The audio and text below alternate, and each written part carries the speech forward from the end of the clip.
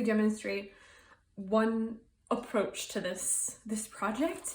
Please know that like your system is completely up to you. You can go by a strict set of rules, it can be really loose, but the whole point of this is to really think about like inviting the idea of chance into your drawing, playing with that like abstraction range, that spectrum from like really observational things to non-representational. And yes, in your system, maybe you do have a component that's like, okay, I am going to start by drawing this and then figure out other elements after.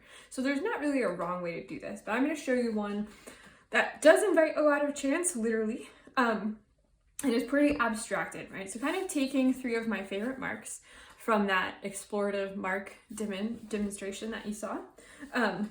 This is the system that I loosely created, right? So bear with me. So I have this little map of my thing, and I have this giant outdoor wooden die, right, that I had in my studio. Yes, my hands are still covered in charcoal from the last video that I shot.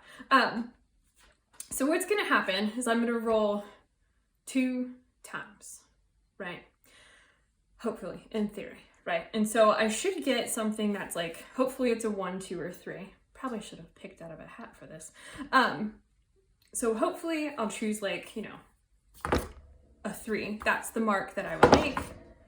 Maybe I'll invite that mark and then number of marks, right? But this also relates to if I have a 3 and a 5, it'll go in a different quadrant, right? So I might have to roll a couple times, right? We already see falls. Maybe I should have just stuck with the dice for one of these, but it's a way to kind of use the really explorative mark making and then just kind of have that system, right? So my system's pretty relied on just the 6-sided die and the idea of having to, again, roll until I get one of each. So 1 through 3 and then 4 through 6, right? So not only does that relate to the quadrant that I'm gonna draw in, but it also defines the number of marks I'm gonna make and which mark style that I'm gonna use, right? So I've got a 3 and a 4, right? So 3 and 4 is up here for my little map. I'm just gonna loosely create 4 of those number 3 marks, right? So again, this time I got a 6, so 6 marks gotta be on the bottom row, and a 3, right? So again, it really does come down a little bit to chance because I still have all the freedom to really play with where the marks go. 3 again, and a 3 again. Really just favoring 3s, and another 6, right? So 6 more marks of 3s.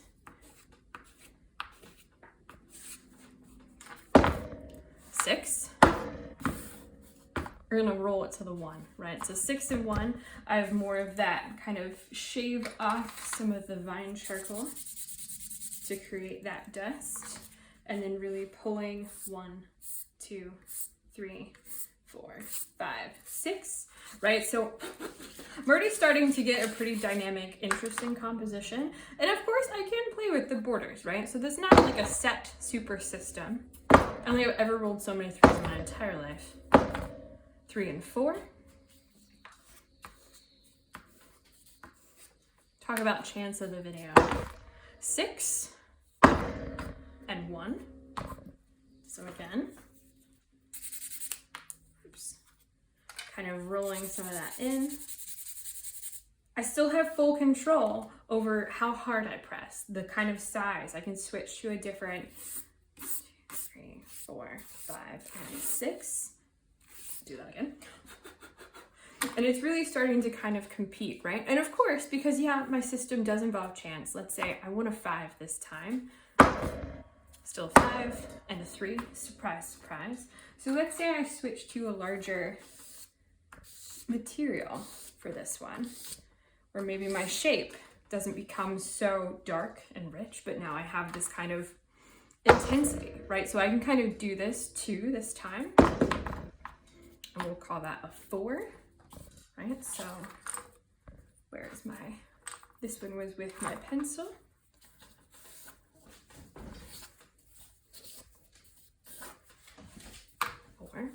As I keep layering this, as I keep going, we're gonna end up with some pretty interesting things. Go for 1 this time.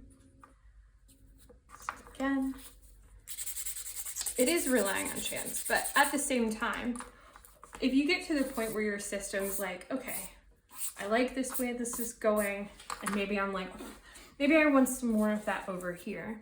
Now I can kind of have the freedom to maybe deviate from my system a little bit, right? So it doesn't have to be so strict, and just start really combining where I feel, knowing that I have like my skill set to rely on as an artist, be like, I need to introduce some more of these elements in places, right? So maybe I do need some more of these bigger kind of swirls, and look how exciting that is when it mixes with the vine charcoal, right? Something I didn't necessarily foresee with these kind of larger 3 marks is that it's making these odd shapes. And then of course, the accidental mark made with the dye. So using the system, please don't feel like it has to be the most strict thing, right? You can kind of really start to play with how the marks interact with each other, how the system kind of falls maybe apart a little bit, and like where there needs to be more kind of utilization of other things, right? So maybe I am taking my finger and kind of mirroring some of those number 2 marks that I had with the kind of swirl, and kind of cutting back in to where I get this landscape. And part of the point of doing a system where you have a starting point, you don't really know where it's going, is that now I'm kind of like, okay, well maybe then I am integrating some more of my like drawn elements and creating something else in the midst that's more observational based. Maybe it is a kind of humanoid creature kind of pulling around the side here.